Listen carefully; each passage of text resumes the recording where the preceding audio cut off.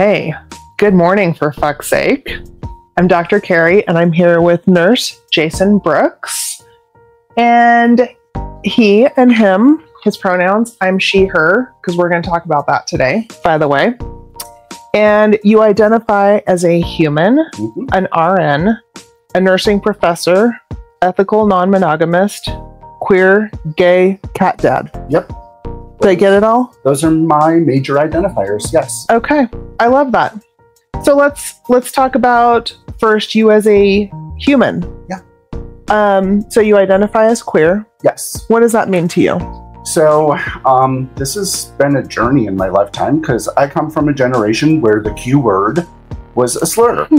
And we're reclaiming it. We're bringing it back. I think it is much easier than the alphabet soup of acronyms that we have representing the LGBTQIA2S plus community.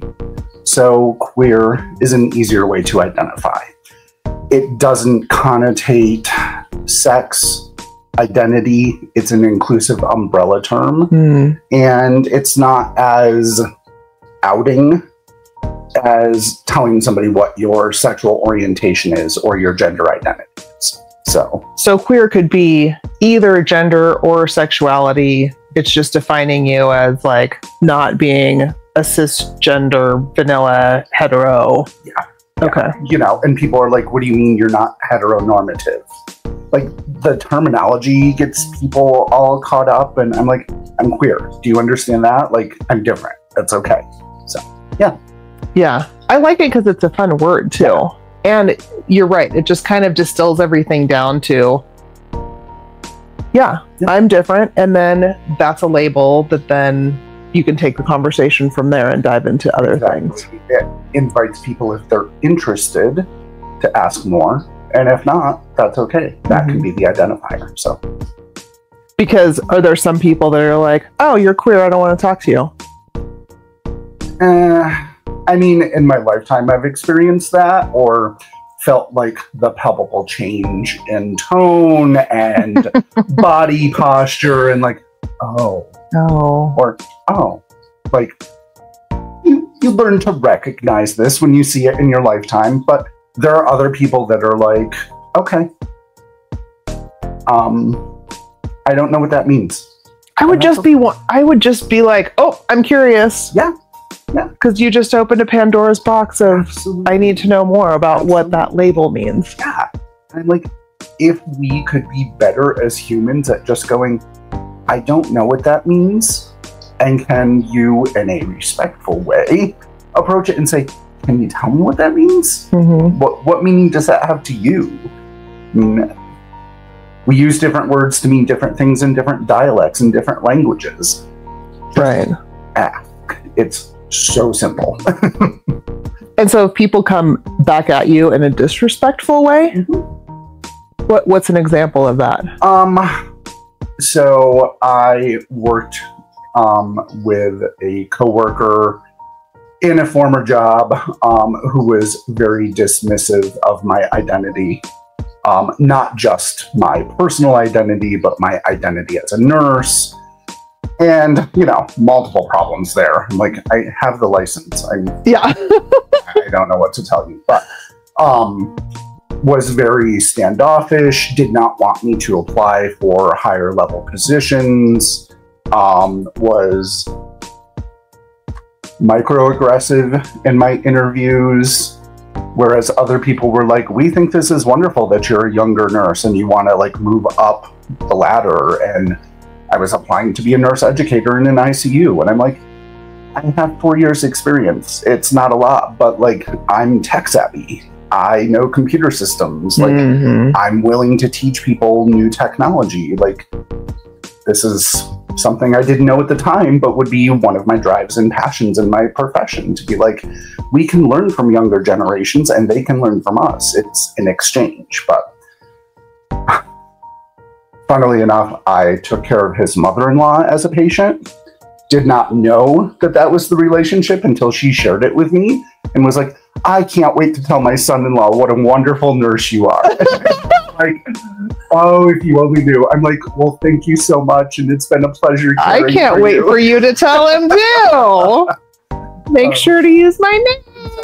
And she's like, well, I just want him to understand because all his patients come here. And I'm like, I've been here for a while. I know your son-in-law, but like, thank you for sharing that with him. I really appreciate it. Never wanted to make her aware that there was any issue, but would have loved to have been a fly on the wall for that conversation. Oh, God. I love stuff like that. Yeah. Just a little dropper of Schadenfreude. Mm-hmm. Thank you. Mm-hmm. Mm-hmm. Okay. And so then you're an RN. Yes. And so tell us a little bit about your history of that. So I actually went to school in undergraduate for biology. I had the beautiful dream of being a marine biologist and discovered that I have a fear of deep water. Yeah, well, that's not going to work. Yeah. So did not continue that. Plus, there are very few training programs in the country to get into. I ended up working as a pharmacy technician after I graduated. Okay. Fell in love with helping people. Just being there, using my biology knowledge to help, like, explain medications and things like that. Very roundabout way of getting there. I had moved from upstate New York to Florida to go to pharmacy school. Oh. Got put on the wait list after I upped my life and moved down the coast. Oh my God. But got a job as a lab manager in a pediatrics, immunology, and infectious disease practice. And my supervisor was an RN. Okay. There it is. Mm-hmm. And I saw the doctors who were wonderful caring for these children who had infections. Primary population were HIV positive kids. Okay. And it was great. But then I saw the nurses. And we served a 13-county rural area. People would drive for hours to get there. They would stay overnight. The nurses knew the family's likes, dislikes, set up rooming for them. Like, they knew the videos that the little sister of the patient liked to watch in the waiting room. Like, everything was known. And I'm like, that's what I wanted. Yeah. So it hit your little nurturer button and you were like, that's me. Yep. Mm-hmm. So I moved back to upstate New York, ended up getting a job in a hospital as a pharmacy technician. Okay. And that hospital had a program that if you signed on to work for them for 3 years, they would pay for your nursing degree. Holla! Exactly. I was like, why would I not? Oh, yeah, that's an easy one. So I got my associate's degree in nursing and loved working, ended up working in critical care, which I never thought, because I wanted to be a behavioral health nurse. Well, I mean, you get plenty of that. Absolutely. You get plenty of that. Absolutely. But love critical care, ended up getting certified in wound care as well. Multiple jobs in New York, moved here to Reno about, my gosh, 13, 14 years ago. What brought you out here? Just needed a change. Okay. Okay. I was at a point in my life where I'm like, I need to do something to mix things up. And if I don't do it now, I'm probably just going to stay here and never change anything. Had some friends that lived here, came and visited, and I was like, you know what? Big enough, but not too big. I'm not a big city guy. Like, yeah. People, when I say I'm from New York, always assume New York City. No. I'm from a very rural area in upstate New York. My parents built a log cabin that I grew up in. 20 minutes to get to population centers. Not a big city guy, but Reno felt the right size. I worked here for quite some time. Ended up going back and getting my master's degree in nursing. Okay. And have been a nursing instructor for the past 5 years. So. Okay. So now you're teaching nurses how to be nurturers. Yes. And know all the medicine. Oh, yeah. Okay. All right. And so are you in nursing school as a professor, are you just teaching globally or do you have a specific niche in that you teach? So I am the designated pathophysiology and pharmacology instructor right now. So I teach about all the alterations that occur in the body for diseases and the medications that we use to treat them. That's where my passion lies. I love teaching the harder science course. I have that science background. It's interesting to see instructors come in and be like, ooh, I don't think I can teach that. Like, I can teach how to be a nurse, but like the science is kind of hard. And I get it. But yeah, science is hard, especially since it's evolving all the time and there's changes all the time. Exactly. But I share my wound care expertise that I've gained over 10 years of being certified. I teach some population health portions of courses, and I'm still active in teaching clinical, where I take students into the hospital and show them how to actually do things with patients and with the nurses at the facility to teach them as well. Right. Okay. So you're doing bedside stuff and classroom stuff. Yep. And I like that you can bring in your experience from being in the pharmacy, because a lot of us don't know, like, I don't know what happens behind that desk. Right. You know, I call in or I type in the prescription and fling, it happens or it doesn't. And so that's interesting that you can help out with that too, because that's such an important part of Western medicine, especially. For sure. Okay. So ethical non-monogamist. Expound about that, because I have been talking about the fact that I also am ethically non-monogamous, and I identify as being solo polyamory. Yes. And so it's kind of a strange journey. Mine is only 3 years long. So tell me about your journey. So I think within the queer community, it's a little more accepted that non-monogamy is a viable choice for life. How this happened, I'm sure there's sociologic studies out there about why this happened in the community. But for people who don't understand, I say, okay, so it's going to sound weird, but do you know the concept of swingers? It's kind of like that, but it's ethical.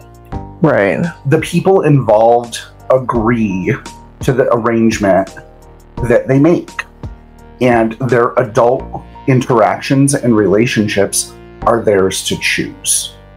It's not that what I hear a lot is like, oh, so you just get a free pass to cheat. No, there's still cheating in ethical non-monogamy, but everybody can make their own decisions on what is ethical for them. Right. And the people involved in the relationships should be aware. I'm currently single. It's a new journey for me after quite some time being in a relationship, but I have always had this feeling that you as a person have the capacity to love more than just one individual. And not even platonic love, romantic love. I consider so many people in my life part of my family. Yeah. And I love them. Yes, yes. It's not all about sex. It's about having high quality relationships. And if you are in an intimate relationship with another individual, having an understanding of like, this is my person and we're going to spend time together because they were in my life, regardless of you coming into my life. And it doesn't compete. Like, we need to share. We learned this in kindergarten, hopefully. We need to share, and we need to share time with people. So it can be romantic, it can be intimate, or it can be platonic. But it's just this capacity of like, I don't feel the concept of soulmates is a full truth.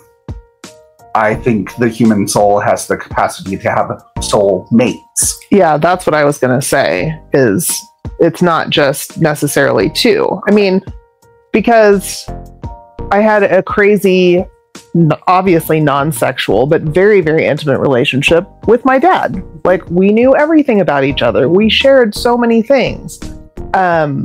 And I loved him with everything that I was. And we fought and we argued and we scrapped and we disagreed and all of the things. But at the end of the day, you know, we knew that we were best friends and we had each other's backs. And I have multiple friends like that as well.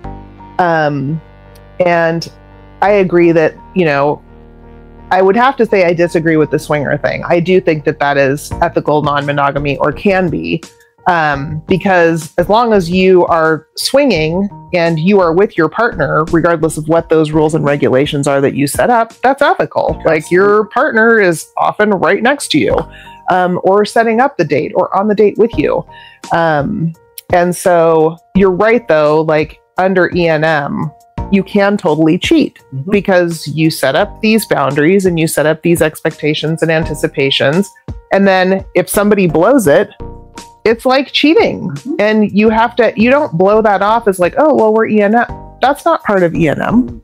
You know, you have to go back and be like, hey, you did not live up to the expectations. Now, either we're done or we need to figure out how to mend that fence. Yeah. And, you know, again, like not imposing your morality and your ethics on other individuals is a key part of working within the many different systems of ethical non-monogamy. Some individuals have very strict, very distinct rules and regulations and setups, and I know people that have contracts, and I'm like, that's good. That works for you. I'm not that in a relationship kind of person. That sounds like a business partnership.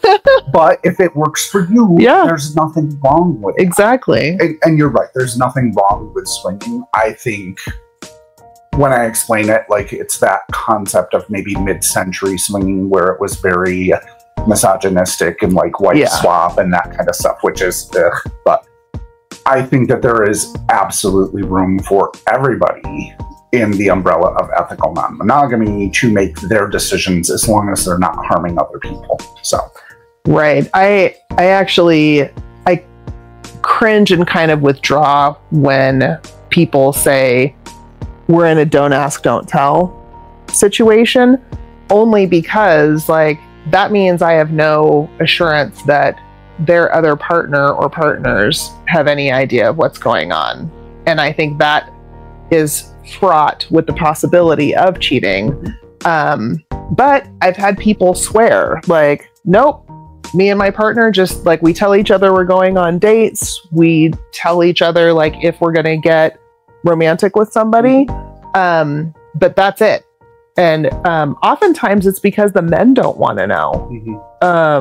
Because I think there is kind of that patriarchal need, like that you kind of own that woman, that she's yours. And if she goes out and she's playing with someone else, even if that has been the setup and that you both agreed to that, that men can have a problem with that. For me, I kind of want to know almost everything to a certain degree. Because for me, that builds safety and trust. And if I'm left to my own devices, my brain just like gets really creative and goes off in wild directions, and I make myself crazy, which isn't good for anybody. Right. Yeah. I functioned in both of those situations, not full on don't ask, don't tell. That to me felt like you said, there's so much area for like, I don't know what's going on. Yeah. I'm a caregiver. I'm a nurturer. I want to know that you're safe. Like, so can you give me just an address so that if something does happen, I know where your last known whereabouts were? Right. So if I have to make a police report because you don't show up in the next 8 hours, I can do so. Yeah. But maybe I don't need every intimate detail of your time spent with somebody else.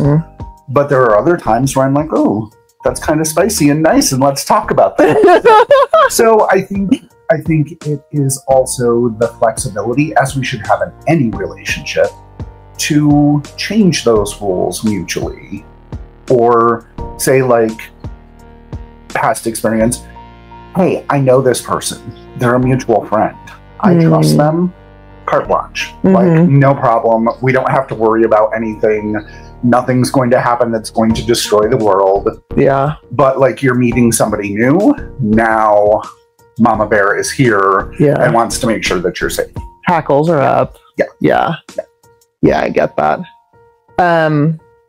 It has been such an interesting, like the way I explain it to my friends who do, you know, they're concerned for me, for my safety and for my heart's safety. They're just kind of like, well, how do how do you know what's going on everywhere? And I'm like, this is the most communication I've ever had with anybody, because you really do have to like go over so many more details, and things do change all the time, and it rotates, and like, okay, we need to make adjustments. And I feel like in monogamous relationships, they would really benefit from a lot more communication in that way, but it doesn't call for it. And I think along that vein, that's when you can get into ruts, and where nothing feels spicy and everything is like milk toast, and you're like, oh, I'm so bored. And so I think monogamous relationships could, you know, when they say spice it up, they mean they're change something, not necessarily like, you know, get out whips and chains, No. but like go on a different, you know, go to a different restaurant, go for a different walk, start lifting weight, like something that can be really simple, but just to throw in, you know, a little grenade to displace the dirt. And, you know, even in a polyamorous or ethical non-monogamous relationship, it can become standardized. It Sure. can become boring. My last relationship, there were 3 of us involved, and we were all busy, and we started spending less and less interactive time with each other, and more just we were present in the same space, but we were all doing our own thing. Yeah. I'm in school, my ex was in school, and our partner was in school. We were busy people. And we tried to institute like, hey, we're going to do a date night every week. And then a paper would come up, or I've got to pick up an extra shift, or life gets in the way sometimes. Yeah. But we did find like, okay, we're just existing together, and this is not the core of what the relationship needs to be. We're working on being friends now. And like, yes, it's traumatic to lose that relationship. Absolutely. But like, I think learning what I have being in a poly relationship, it made it a little easier for me to go, okay, so this is changing. I cried. I was angry. It hurts. Yeah. All that stuff. Yes. My husband and I are legally married. We have to go through divorce proceedings. It's uncontested. It's going to be easier than most, but it's still a major life change. Absolutely. But I'm sitting here being prepared and going, okay, but there's still opportunity. And if I want a romantic relationship, I can pursue that. I can look at having multiple friends. I can have friends with benefits, like whatever I would like to do, because I'm not holding myself to one system of operation in relationships. So, you know what I've found, one of the things that's most freeing in this lifestyle is getting off that relationship escalator that they talk about. Like, you know, you start talking to someone, and then you go out on a date, and then the second date should be what? More fancy, you dress up more, you go to dinner instead of coffee, and then like you keep going, and then you start talking about like, well, you know, are you going to want to have kids? You know, obviously I'm stepping over that. Do you want to have kids? Like, do you think you'd ever get married again? And there's like all these conversations that you're expected to have along the way. And everybody has a different rule book for that and timeline. But I mean, that once you get on that escalator, you just keep going. And if it gets to the point where like you're not on the same page, you don't want to have the kids, you don't want to get married again, but somebody else does, or, you know, I would never live with anybody again, and I really want a roommate or whatever, like, oh my God, all of a sudden, like the escalate, and it's all done. And I like with polyamory that some of that is removed. I mean, a lot of people still follow the relationship hierarchy, and they're doing that with multiple people. But it's interesting to me, especially being my age, I ain't gonna have no more kids. I don't need to live with anybody. I could live with somebody. But that escalator isn't that smooth, automatic ride anymore. And, you know, I'm dating and partnering with people who are already married, who they already have their kids, all of that stuff, or they don't have kids and they don't want to have kids. And so it's really nice to get off that escalator, but it leaves you in this place where, you know, I was monogamous for decades, and now I'm like, oh, I don't know where we go with this? What's the conversation we're supposed to have?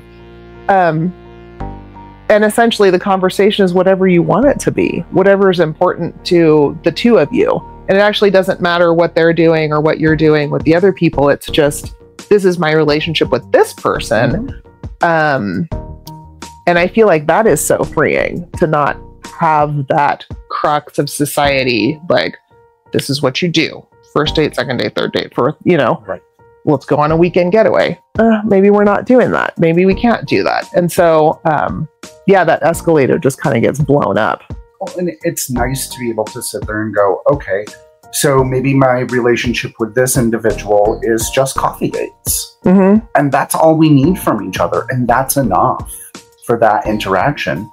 Or maybe this person, I want them to eventually become a primary partner and live in the same location and spend more time together and do trips and vacations and the traditional escalator of relationships. But you don't have to. Yeah. And I think that's like the philosophy at the core. You don't have to have that predestined, white picket fence, have kids, dog in the yard, cookie cutter lifestyle. Right. You can be flexible. Like, it has been hard being in my house by myself. I feel lonely at times. Yeah. But I'm also like, it's one of my favorite quotes from Mamma Mia.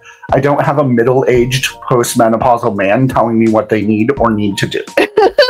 And I'm like, I can do what I need to do.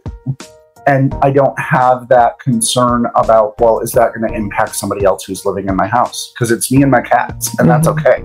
Right. Like, there are times when it's tough, but most of the time I'm like, if I didn't do the dishes today, I didn't do the dishes today, and I'm the only one who has anything to say about it. So. Mm-hmm. Yeah, it's true. Like, when I lose something,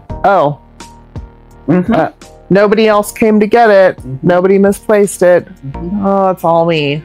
That's less infuriating, honestly. Yes. Yeah. I know. We always jump to like, oh, they moved it from where I put it. No, I probably just put it in the wrong place.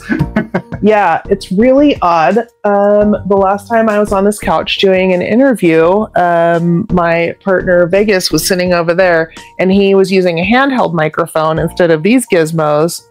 I can't find that microphone, Jason. And friends who think they're funny were like, well, you can't find that microphone because it looks like so many other things in your house. And I'm like, yeah, I checked my bedside table. It's not there. I didn't check it. I know there's no microphone in there. But I'm like, it can't, where could it possibly be? And we looked all over the place. Yeah, I'm missing a $150 microphone. And it's never like the little things. Like, this would be easy to misplace. Correct. I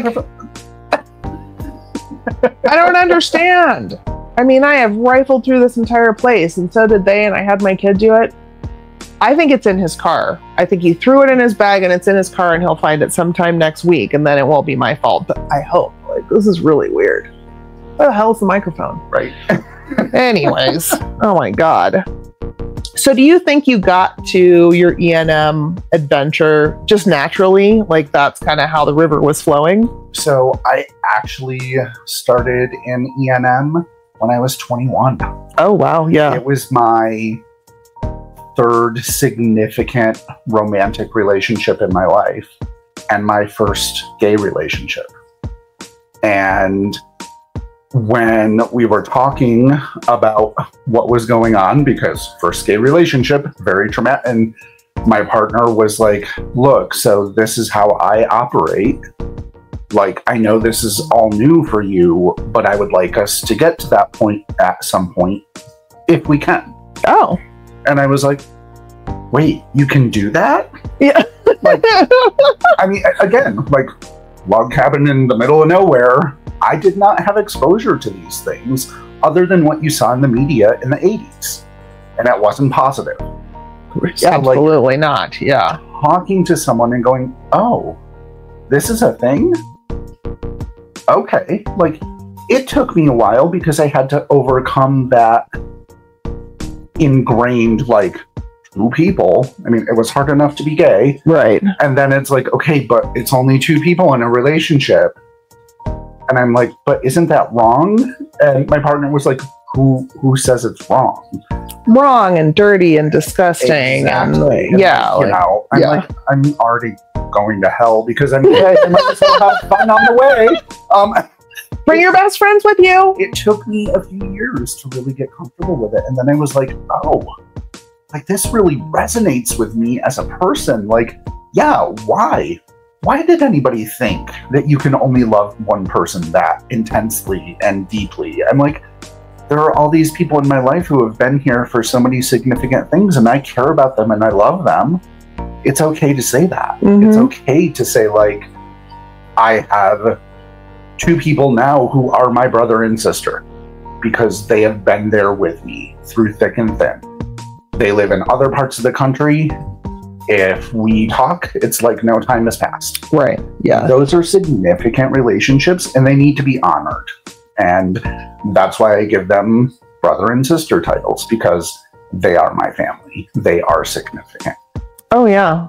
I kept my sister-in-law in the divorce. Like I don't talk to my brother anymore. But she's my sister. Mm-hmm. And so her new husband, I just call him my brother-in-law so that it's less complicated. Yeah. And now he's my podcasting partner. Yeah. What? Like her kids are my nieces, and just as much as my other nieces and nephews that I have. And I think that the definition of family, I think slowly has been expanding, or has expanded from forever.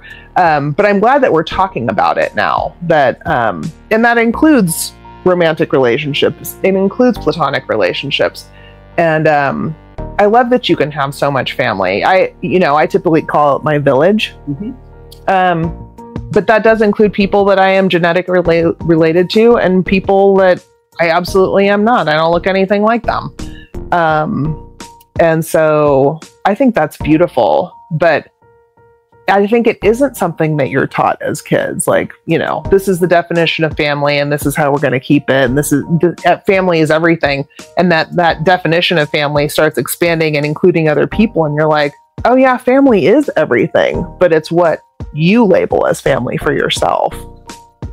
It's a very interesting study in culture and sociology and philosophy. But if you look at other cultural systems of family, it is not blood relatives. No, not at all. It is the people that are there. It's communal child raising. It's communal working.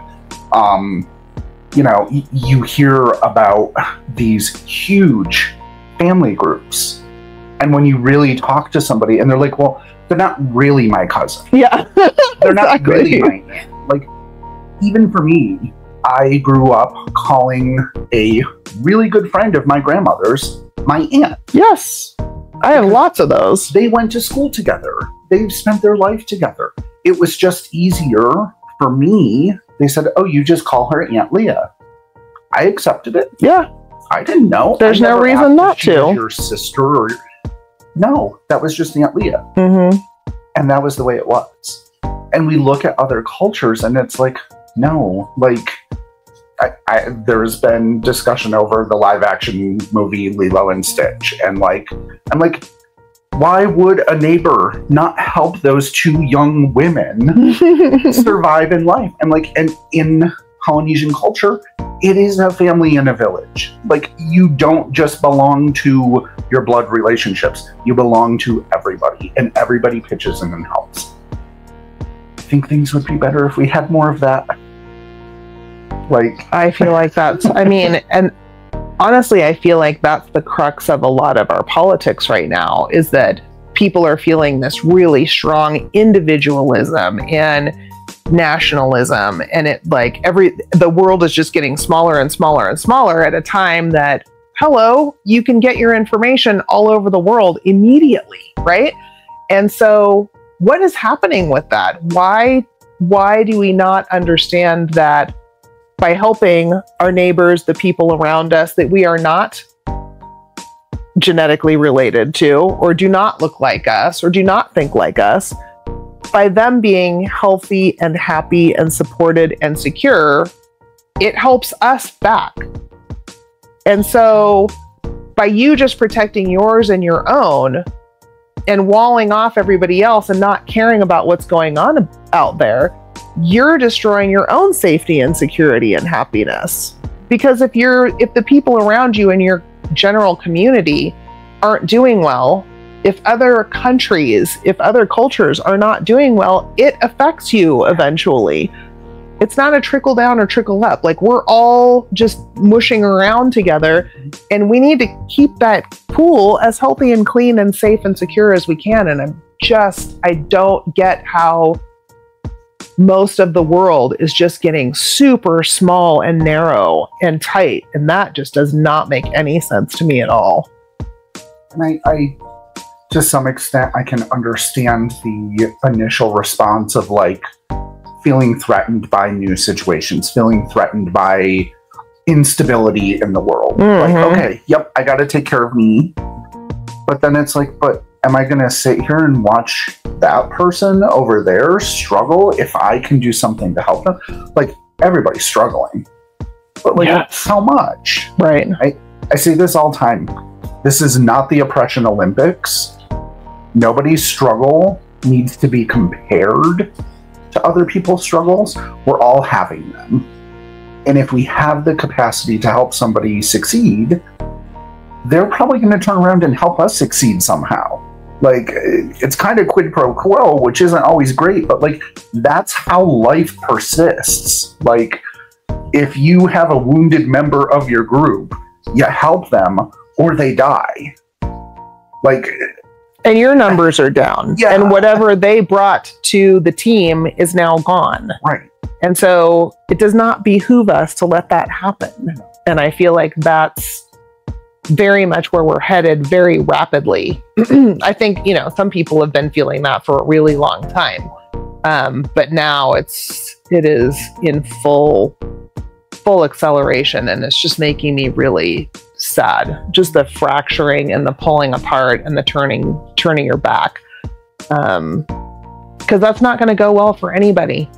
It's just not, even the like super wealthy, I don't pay any taxes and I live on one of my 4 yachts to get away from it all. Well, now you're isolated and you don't have the richness and diversity and nurturing of anybody else. That doesn't make your life better?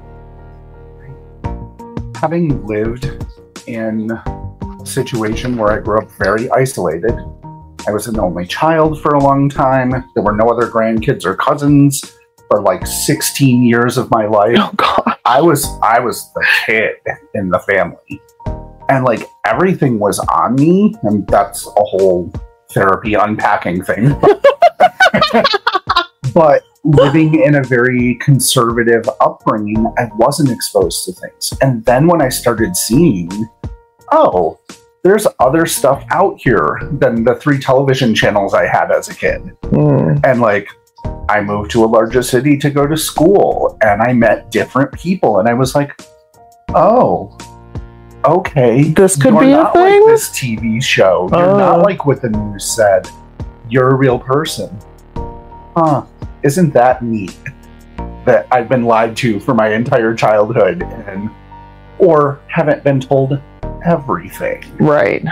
It's a different approach and a different philosophy, I think. And I do see that in younger generations.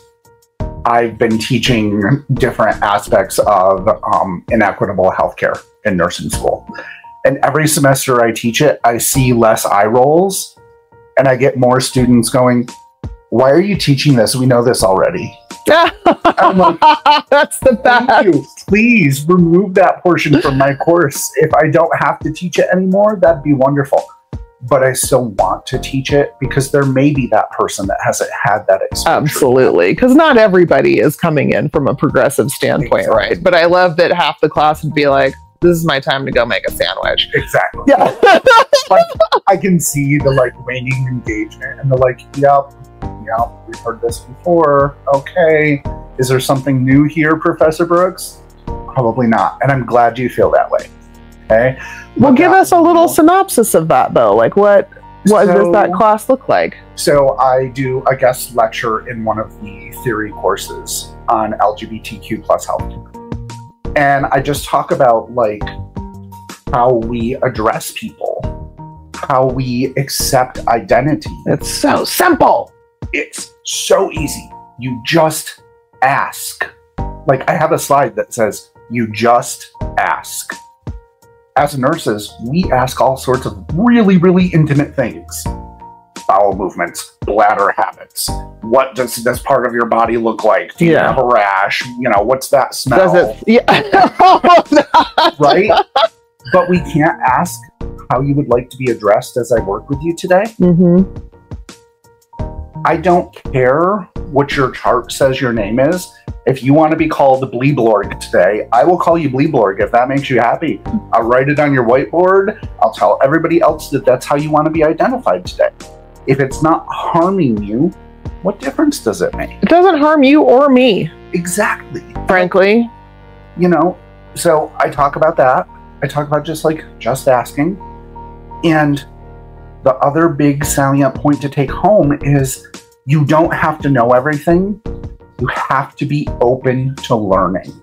Yes. Oh, that's brilliant. So if I went into my healthcare provider and said, I'm an ethical non-monogamist, and they said, well, I don't know what that is, and move on, there's no trust there. But if that provider says to me, I don't know what that is, can you tell me about that? Mm-hmm.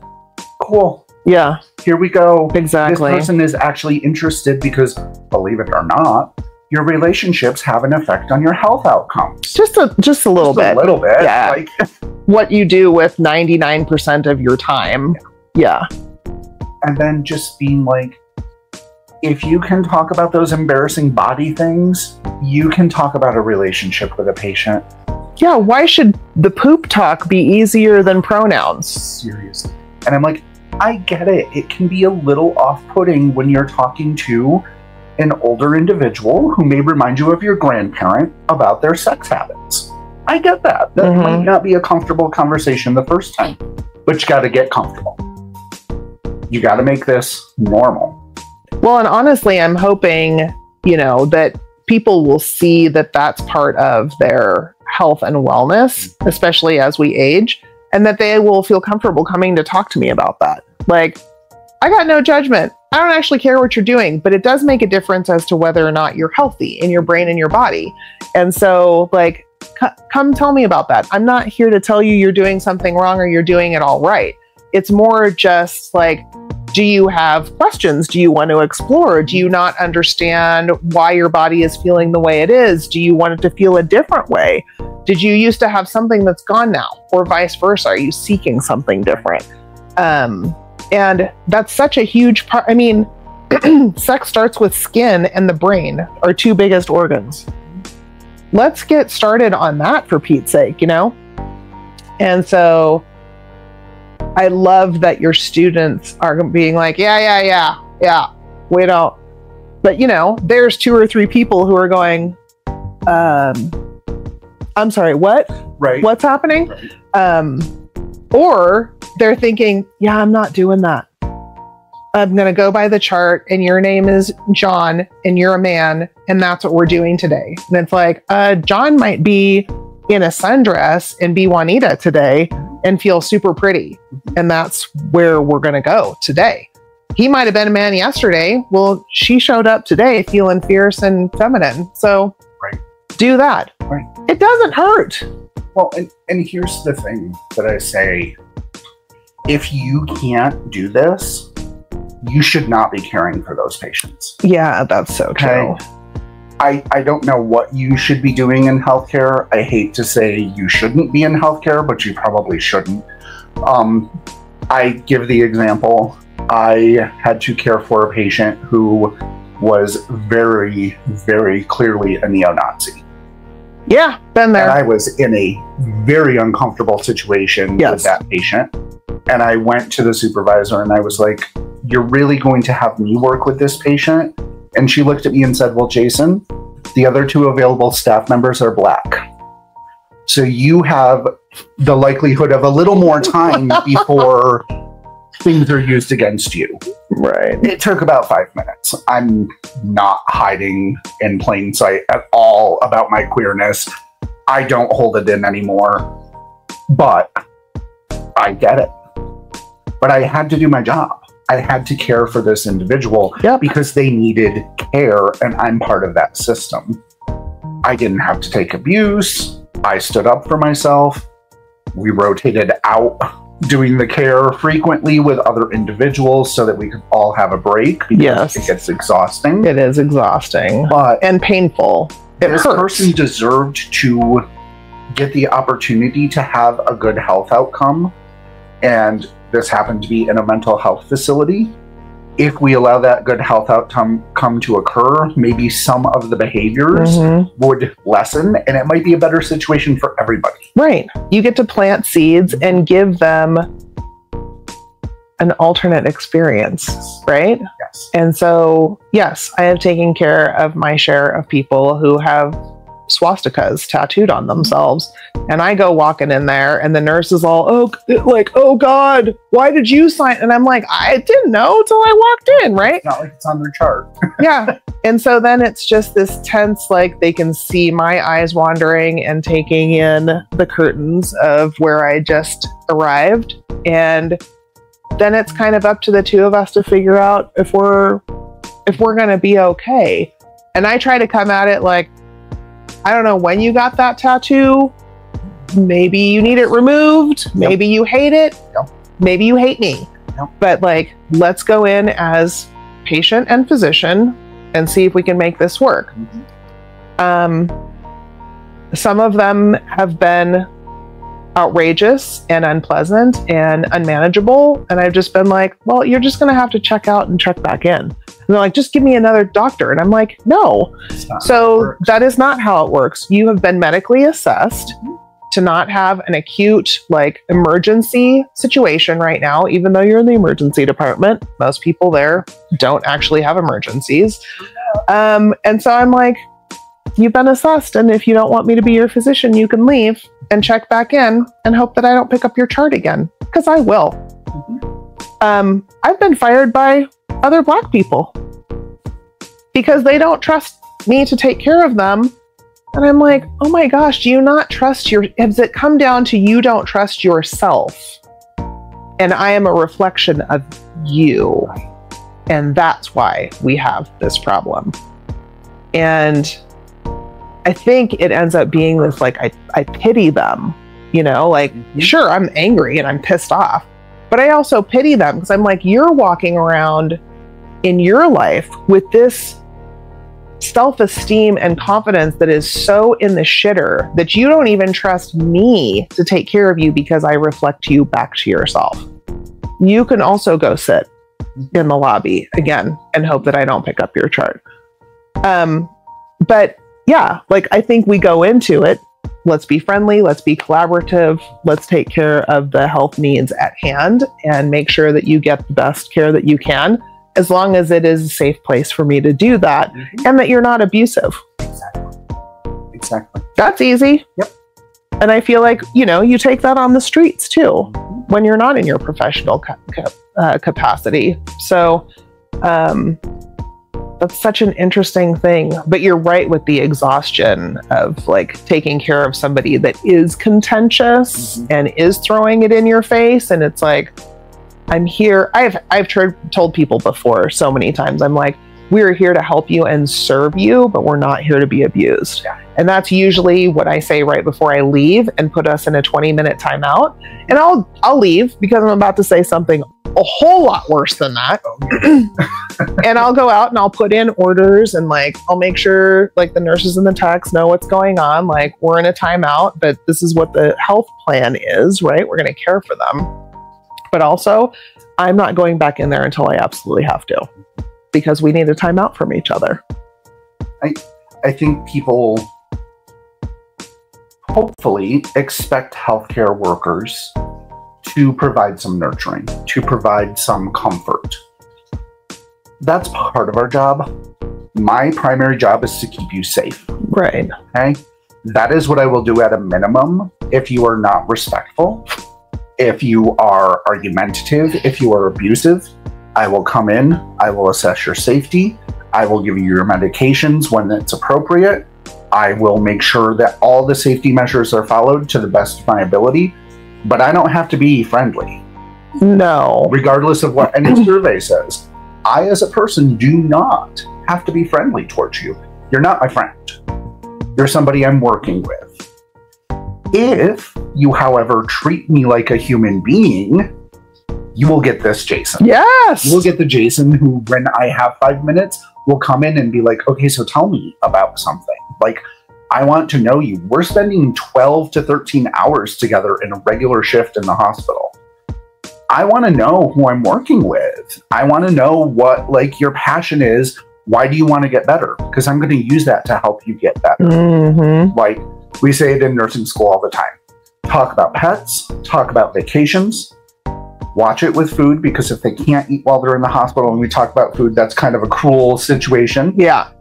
Talk about vacations, grandkids, like those common things. And like, if you have a person who seems that they have a family and they have grandkids, you will not get them to stop talking if you ask about their grandkids. And that's good for their health. It is, because it gives them a purpose and a focus. I need to fight to get better because I want to go back and do this with my grandkids or with my dog, or I have a trip planned to Canada next year and I want to go see Banff and like do all these things. Awesome. That's our purpose. And every time that person feels like things aren't going well, you can just pull that out of your toolkit and be like, hey, we're going to do this. We're going to do the best.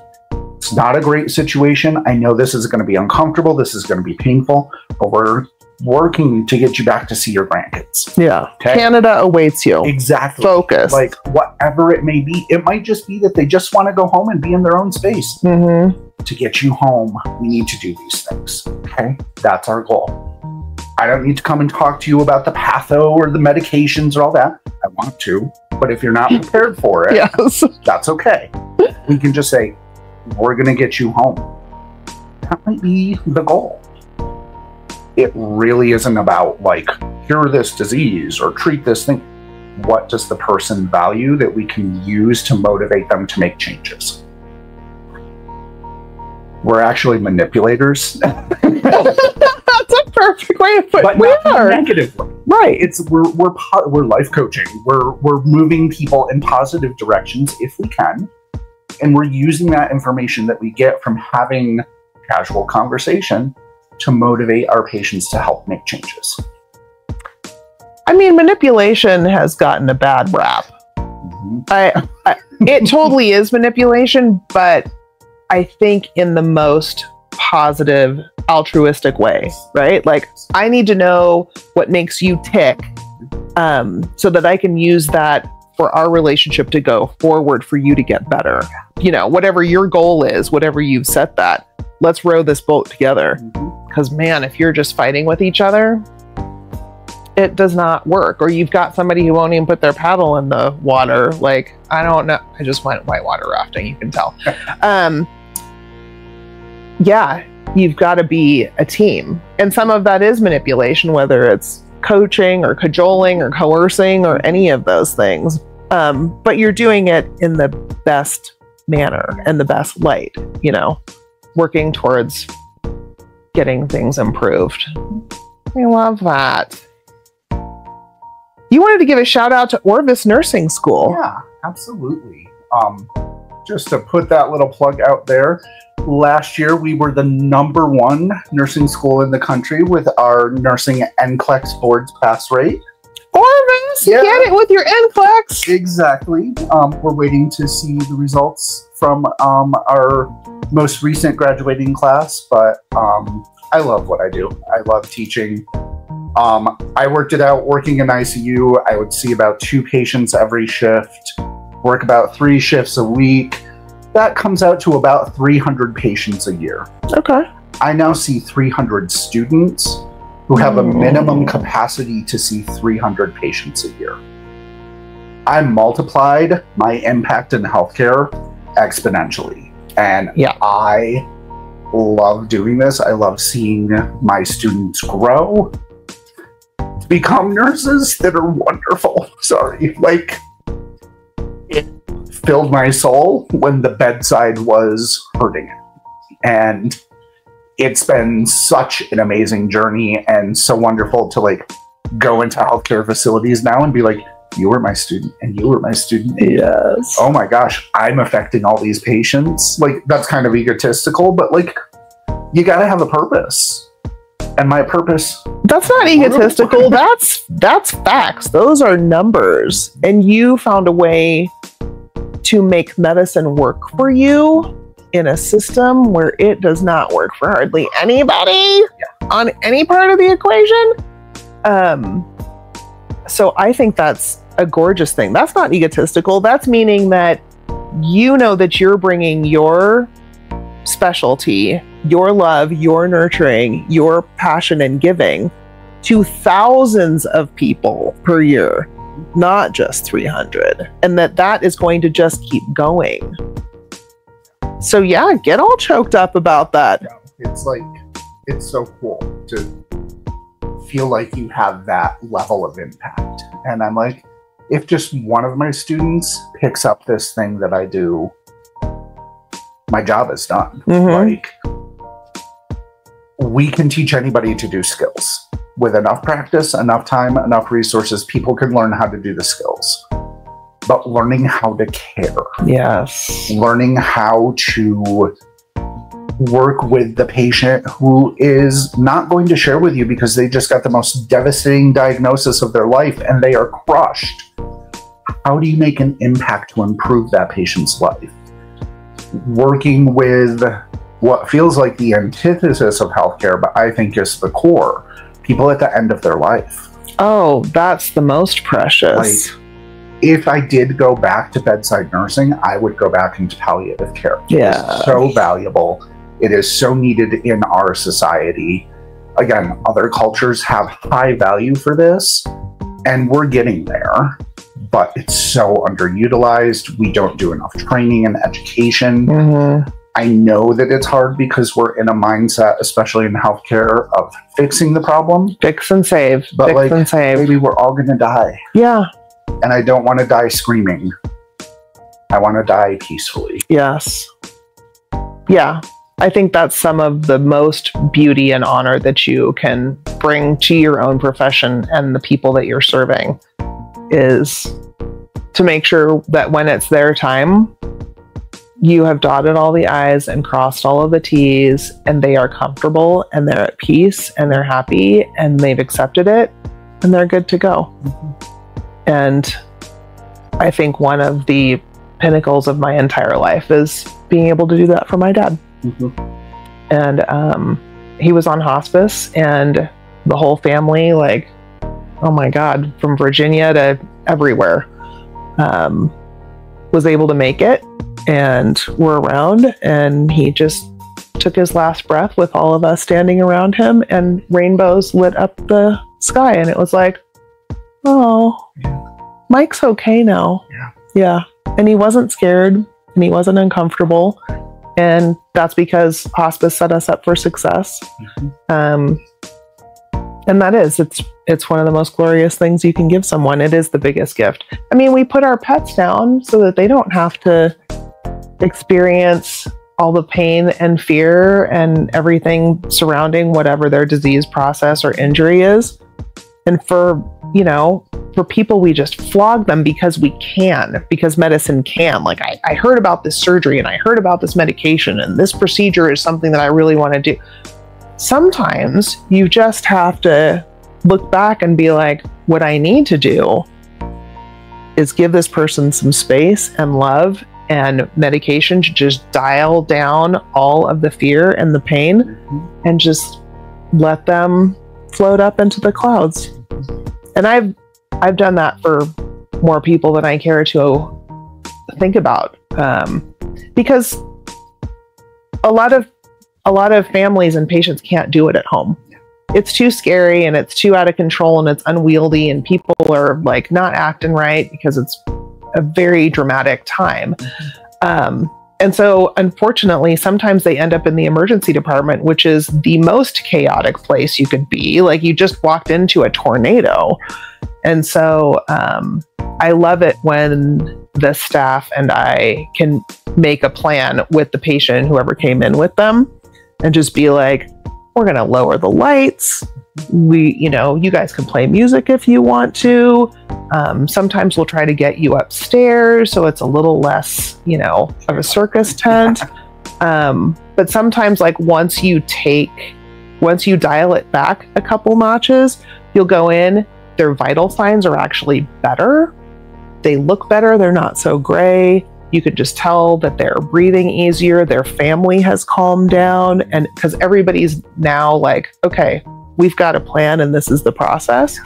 And sometimes they'll just go down there. Mm-hmm. And yeah, the emergency department is where we're like, we will fix it all.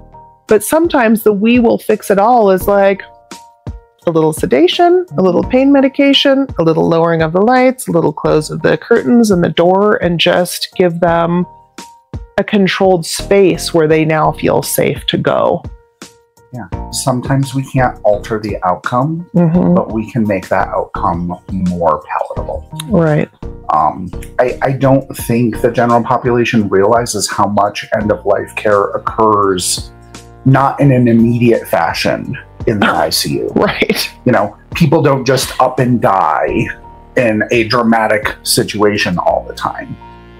It happens. Really sick patients come in. We have to do CPR and they don't survive. Correct, yeah. But the number of times that we have a patient that we've been working with and we're not seeing the outcome being improved, and we end up doing end-of-life care in the ICU. It is the dichotomy of what we do. Go, go, go, adrenaline, to save this life. And then it's like, nope, calm. Okay? Yes. And as an ICU nurse, I always felt like if I've spent time with this family and this patient, I don't want to move them to a medical floor where they have to reestablish relationships. If I can keep them here with me, if I can not predict, but see signs that maybe this is going to happen today. Yeah. You already have that relationship. Yes. You don't have to move, which is traumatic for patients. Oh my gosh. You don't have to be crammed into an elevator in your hospital bed. Your family doesn't have to try and figure out the whole new pattern of how that new unit works. You can just be here.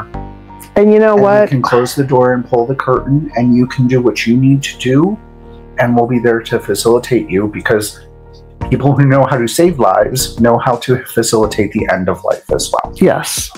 We have all the good medication. We should. Well, we should, yes. Some people are not psychologically prepared for that. And I think that's okay too. I think that is okay too, as long as they have that insight and admit it, and then get someone else on board. Yes. Right? Like, okay, yeah, if you're not able to do that, please just get somebody who can. Know that that's not in your wheelhouse.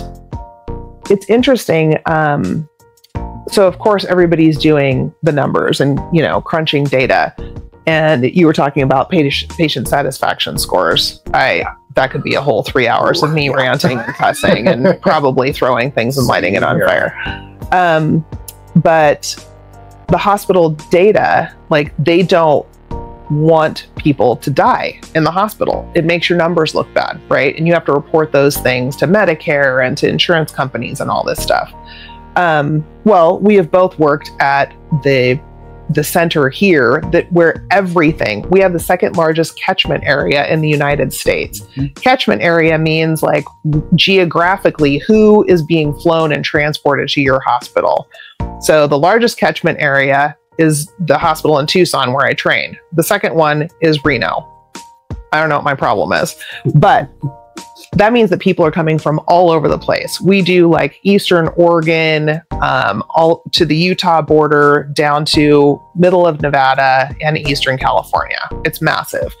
And so people end up in our facility to die because they're out in podunk, hardly better than an urgent care. People who are on 24-hour shifts, who have no idea and don't have the resources to be taking care of patients who are dying, especially if it is a dramatic fashion, whether it was expected or not. And so when people call and say, hey, I've got this patient and they are, end stage, whatever is happening, can I get them to you? Lots of emergency departments and hospitals will say no. only because they don't want to have to report that death. Thankfully, my group, my emergency group, we were like, yep, what's the number? What's the date of birth? Like we get that too. And I never had a problem with that, because if those facilities are unable or unwilling, or whatever the reason is that they don't want to take care of that patient, get them to us, because we will figure it out. And we have the resources and the numbers and the staff, and frankly, the capacity to do what other facilities don't. I never harbor any, ill will to having people make that call. And then the administration, like every few years, there's a dust up because we're having too many deaths. And why did you accept that? They should have just died out there. And I'm like, if they didn't feel like they could do that to the best of their ability, then they should get that patient and their family to us, and we do the right thing. This is about patient care. It's not about your stupid numbers. Right. And we wouldn't protest if somebody's having a heart attack and they don't have the facilities. Get them to the nearest facility that has the ability to care for them. It's the same thing. It's the same thing. It's part of patient care. And it's part of being humane and and oh my gosh, doing your job. So yeah, I think you and I are very much on the same page for all of that. I want to thank you so much, Jason. Of course. It's been so wonderful to talk with you. Oh my God. Our initial lunch, I totally had an appointment that I was 20 minutes late for, because he and I are just, and then I was like, oh my God, no, I've totally forgot. And so you might see more of us in, the future. This might be a little series that we need to discuss. I would love that. Okay. As you can tell, I'm a talker, so. Not me. Kind of quiet, shy, reserved. Don't express myself openly. Never. I'm so happy to have you here. Thank you so much. Oh my God. Thank you, for fuck's sake. Another good time. We will soon see you later.